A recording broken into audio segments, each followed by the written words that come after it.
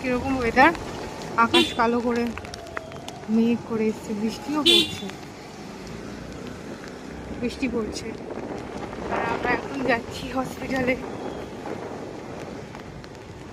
আজকে 3টে ডাক্তার দেখবে, তাই জন্য যেতেই হবে।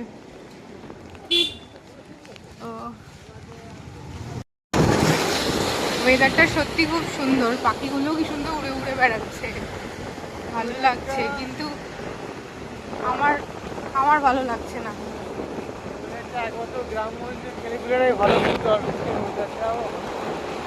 গ্রামগঞ্জ শহর যাই হোক, আর অনেকটা এসে গেছি, আর একটুখানি গেলেই hospital, and then check up.